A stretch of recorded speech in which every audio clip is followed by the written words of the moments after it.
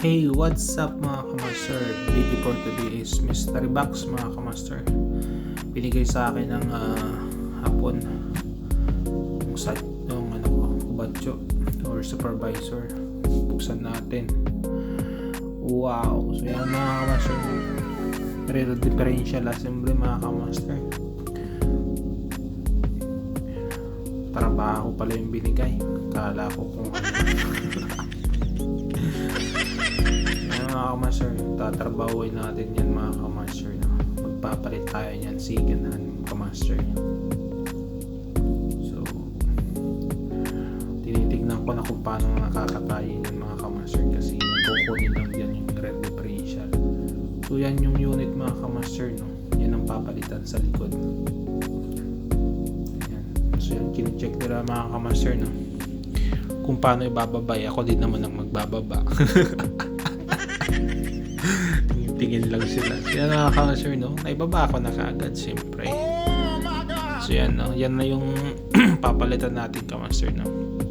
So ito yung ipapalit natin kamaster, no? So papalitan yan kasi ano yan kamaster, maalog na yung ano niya, rear differential mga kamaster. So maingay siya kamaster, tapos may maugong siya, sipsyak siya kamaster, kasi yung thrust washer niya kamaster is siguro palitin na kamaster.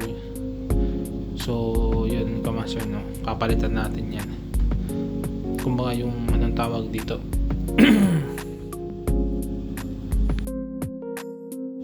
so yung backlash niya kamaster, no? So malaki na yung backlash niya kamaster, so dyan sa loob, no? So dapat sa Pinas pwede pang ano yan eh, overhaul, palitan lang ng thrust washer mga kamaster, okay. Kaso dito ayaw nilang ng ano, matagal, palit ka agad, kasi pag in-overhaul mo nga naman baka sobrang isang araw pa. Yan kasi wala pang isang araw, kabit na kaagad yan eh, tapos na kaagad. So yan mga kamaster, no? Pininturahan ko na siya kamaster, no? So para maging bago din. Para mas matuwa yung customer natin mga kamaster, no? So yan mga kamaster, no? Yan, nakabit ko na mga kamaster, no? Ang bilis. Then pinalitan ko na rin ng ano, ng langis kamaster, kasi yung una hindi ata nagpapalit, kaya nasira yan kamaster. Kaya yung mga may langis-langis dyan na mga moving parts, dapat nagpapalit kayo kamaster. So yan mga kamaster, na tapos na kaagad kamaster. For the test drive na yan. Ang unit pala natin, Suzuki Jimny mga kamaster. So thank you for watching.